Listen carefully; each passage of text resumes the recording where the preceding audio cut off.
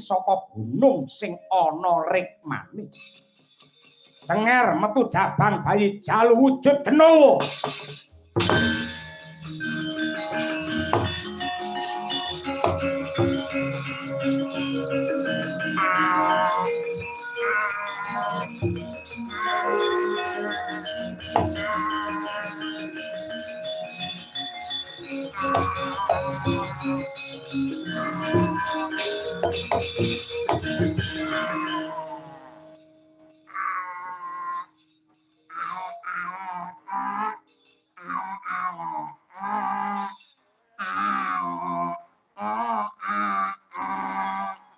Gendang dudut, atong gendang dudut.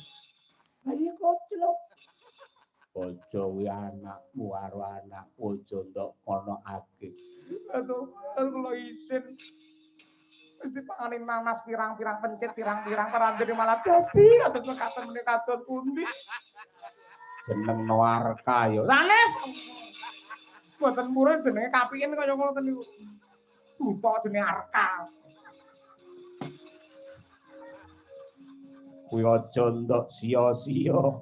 Aja ndok senene, aja ndok dukane, aja kok cethoki.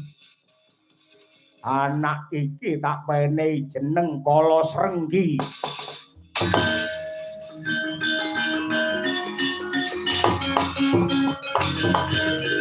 Timbang bebarang wirang aku titip anakku samripat wayang iki.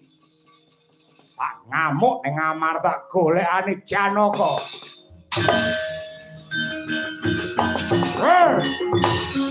Kala Srenggi.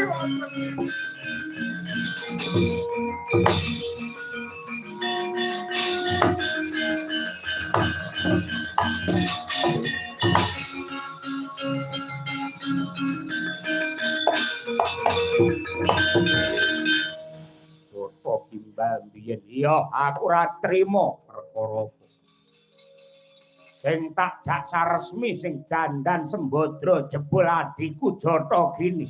Dheweke meteng saking nglairke anakku jajal piye lakon apa nek kaya ngene. Sing nglakoni sanggama sapa? Aku. Sing kleru sapa? Ya aku. Ning aku isin nyawang jagat merga keapusi, diapusi karo Semar Badranaya.